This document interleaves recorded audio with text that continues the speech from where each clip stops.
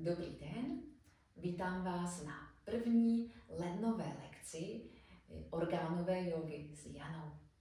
Pro ty z vás, kdo mě ještě neznáte, se představím, jmenuji se Jana Dudová a provedu vás celým rokem orgánové jógy. A protože měsíc leden je spojen s naším močovým měchýřem, budou všechny asany a další cviky, které si budeme cvičit na lekcích v měsíci lednu, věnovány našemu močovému měchýři, potažmo druhé čakře, která močový měchýř ovlivňuje, a orgánové energetické dráze močového měchýře. Dráha močového měchýře začíná na vnitřním koutku oka a přes hlavu, temeno hlavy a zátylek se po zadní straně krku a zádech a zadní straně nohou vyne až dolů k malíčku naší nohy, kde na vnější straně malíčku u našeho nehtu končí. Je to nejdelší energetická dráha v našem těle. Budeme ji tedy stimulovat a řekněme harmonizovat protažením zadní strany těla, proto mnoho asan, které budeme cvičit, bude předklonových, v úklonu, takových zkrátka, které protahují záda a zadní stranu nohou. Budeme cvičit asany ve skrutu, v předklonu, které stimulují a harmonizují druhou čakru. Pojďme se tedy už připravit na následující cvičení. Pohodlně se posaďte do skříženého sedu, povytáhněte si svaly spod pánve rukama dozadu a do stran. Tím odkryjeme sedací hrboly, nebo také sedací kosti, tak, aby se nám lépe a pohodlněji sedělo. Měli bychom sedět snadno, s rovnými zády, aniž bychom se hrbili nebo jakkoliv jinak deformovali záda.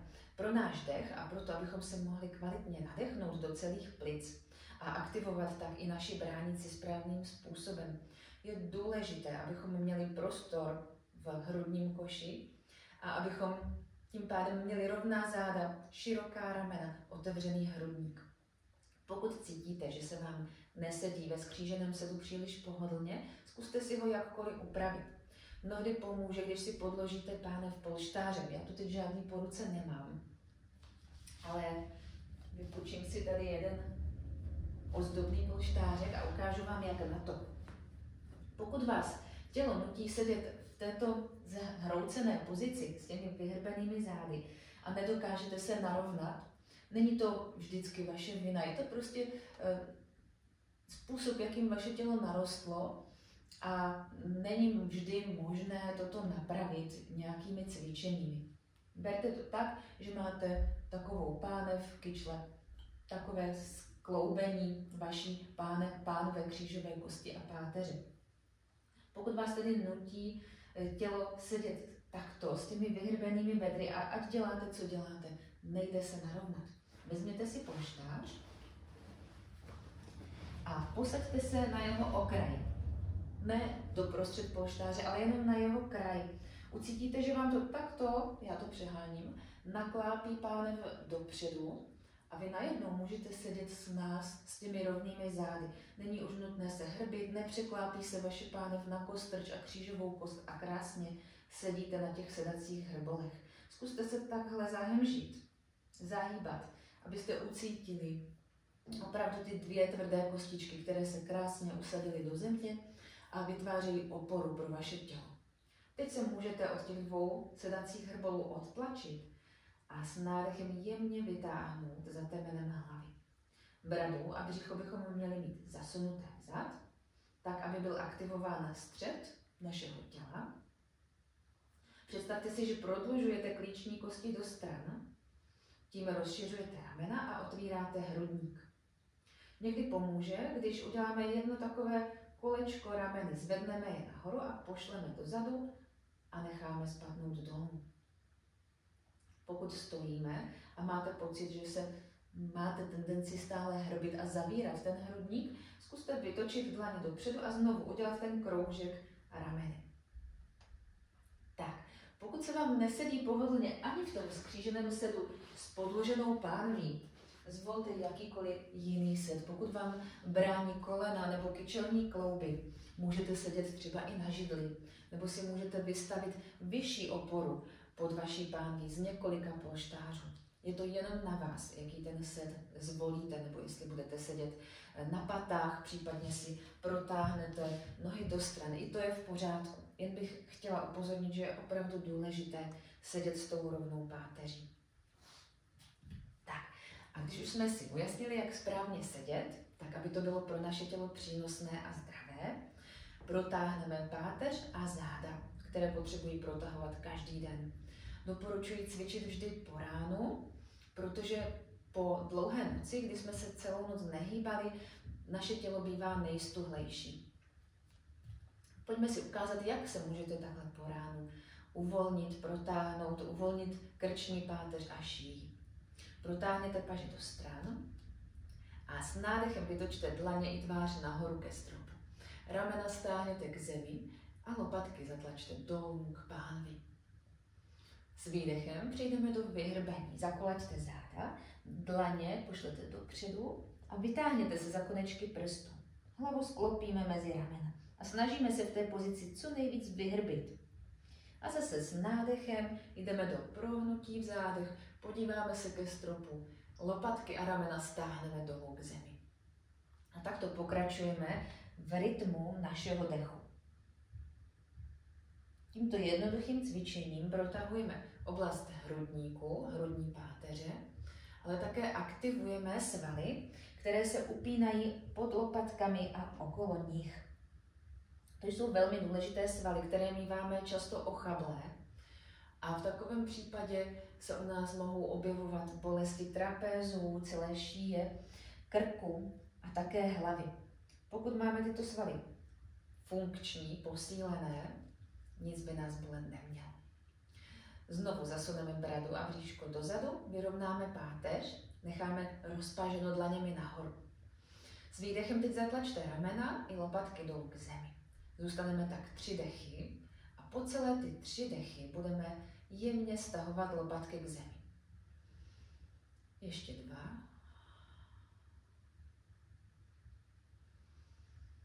Poslední nádech. A s výdechem spustíme ruce dolů k podložce. Protřepeme si paže, uvolníme je, protože v nich zůstalo napětí po předchozím cviku. A vždy, když cvičíme nějaký cvik, kde vyvíjíme napětí, kde tělo posilujeme, je vhodné zařadit cvik, který tu příslušnou partii těla také uvolní. Třeba protřepání jednoduché nebo jakékoliv protažení. Spojíme teď dlaně před hrudníkem, s nádechem protáhneme paže vzhůru, propleteme prsty, dlaně vytočíme ke stropu a vytáhneme se za nimi. S výdechem protlačíme dlaně vpřed, zase zakolatíme záda a sklopíme hlavu. A ještě jednou s nádechem se vytáhneme nahoru za dlaněmi a s výdechem rozpažíme, necháme dlaně vytočené do stran, jako bychom se jimi chtěli opřít o 2 zdi. S nádechem zatlačte do dlaní, protáhněte paže co nejvíc do dálky. Hlídejte si, aby se vaše prsty rukou neohýbaly a byly pořád napnuté. A s výdechem ruce spusťte dolů. Spojte teď dlaně za zády, propleťte prsty rukou a zkuste paže úplně propnout v loktech a zatlačte spojené ruce dolů k podložce.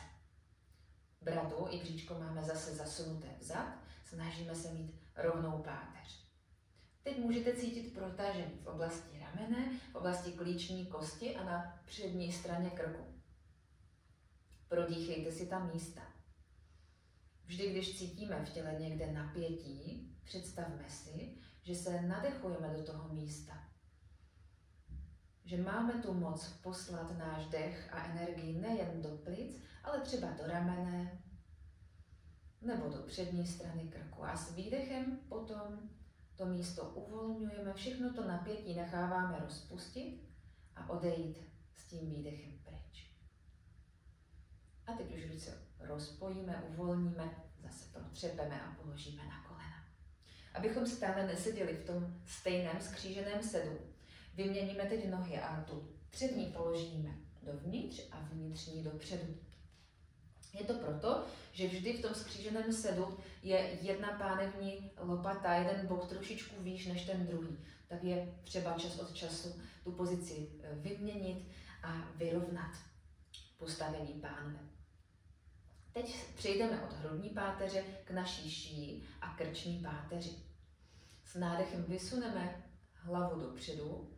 Je to vodorovný pohyb za špičkou nosu, jako bychom se tím nosem chtěli dotknout někoho před námi.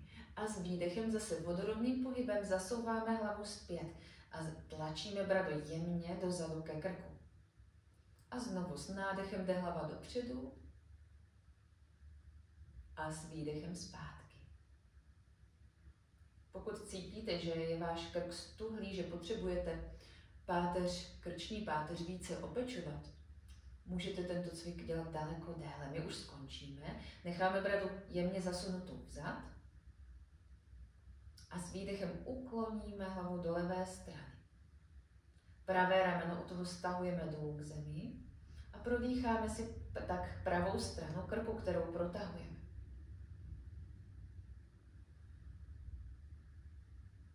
Můžeme si také přisednout pravou dlaň, aby se nám z nás tu pravou stranu šíje protahoval. Potom skutálíme s výdechem hlavu dolů k zemi a s nádechem ji vykutálíme na opačnou stranu.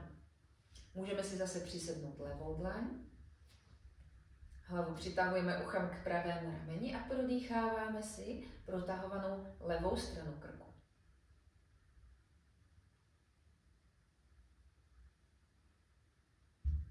A zase s výdechem skutálíme hlavu dolů na střed.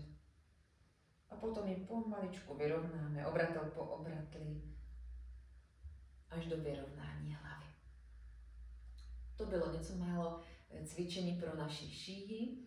Na příští lekci si zase ukážeme jiné cviky. A teď už se pojďme posunout dál.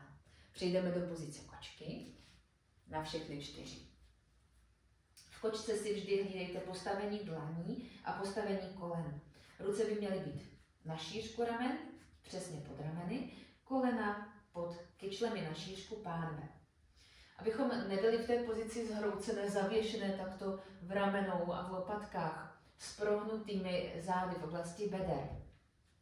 Aktivujeme svaly zad a svaly břicha, ten hluboký stabilizační systém. A uděláme to tím, že přitáhneme hrudní kost a stytkou kost k sobě, čímž vyrovnáme oblast beder a zasuneme lopatky dozadu směrem k pánvi. Tím bychom měli vyrovnat oblast hrudní páteře. Pojďme teď protáhnout celá záda, celou páteř komplexně. S nádechem půjdeme do prohnutí. Vždy prohýbáme postupně od kostrče směrem k hlavě. Podíváme se ke stropu, vytáhneme za bradou a s výdechem začínáme vyhrbovat. Opět u kostrče a pokračujeme obratel po obratli směrem k hlavě. Až zakulatíme celá záda, přitáhneme bradu k hrudníku. A pokračujeme dál zase v rytmu dechu. S nádechem prohýbáme, otvíráme hrudník, zvětšujeme jeho kapacitu, proto při nádechu. A s výdechem jdeme do vyhrbení, zavíráme hrudník, zmenšujeme kapacitu plic. Ještě jednou s nádechem přejdeme do prohnutí. Podíváme se ke stropu, vytáhneme za bradou a s výdechem přecházíme do pozice dítěte. Pozice dítěte neboli balásana je pozicí relaxační, odpočinkovou, která je ale velmi významná také pro náš močový měchýř. Tím, že stlačujeme břicho a podbřišek, tím, že to bříško tlačí do našich stehn a stehna do břicha, stimulujeme oblast druhé čakry, potažmo také náš močový měchýř. Pojďme se teď nadechnout právě do oblasti břicha a podbřišku. Můžeme si představit, že se nadechujeme právě do našeho močového měchýře a posíláme mu energii a teplo. Teplo je to, co má náš močový měchýř rád. Proto zrovna teď v zimě, v měsíci lednu, je tak důležité být stále v teple. Zvlášť my ženy bychom si měli halit bedra a boky třeba do šátku, nebo nosit delší bundu. Určitě bříško a oblast beden neodhalujte v zimě. V balásaně můžeme mít čelo opřené o zem, anebo ho můžeme podložit dlaněmi. Případně pokud máte po ruce jogovou cihličku, polštář nebo jogový válec, čímkoliv si můžete vypomoci a čelo, případně i hrudník podložit. A teď už budeme vést nádech do podbříšku i do oblasti beden. Vnímejte, jak se při nádechu zvyšuje tlak v břiše, jak se nafukuje nejenom bříško, ale také i vaše bedra, která se zvedají, vydouvají se nahoru a s výdechem zase klesají zpět do těla. S nádechem roste tlak v břiše, orgány uvnitř břicha masírováváme. A s výdechem ten tlak mizí, vše se uvolňuje a dochází k prokrvení vnitřních orgánů, tedy k jejich výživě. Ještě několikrát si takto prodýchejte bříško i bedra a potom přejděte do pozice nízké kobry. Půjdeme s nádechem, bradou a hrudníkem dopředu, těsně nad zemí přes píďalku, až položíme bříško i pánev a odlepíme horní část těla od podložky. Chvíli vydržíme, uvolněte boky, uvolněte hýždě a spodní část zad. Teď se zapřete dlaněmi a s nádechem se odtlačte do vysoké kobry. Teď protahujeme přední stranu těla, zaměříme se opět na podbříšek a budeme ho prodýchávat. Zase si můžeme představovat, že vedeme nádech a energii do našeho močového měchýře a do druhé čakry. Barva druhé čakry je oranžová. Sídlí zde také sexuální energie, energie tvořivá, která je spojena nejen s tvořením nového života, ale čehokoliv nového,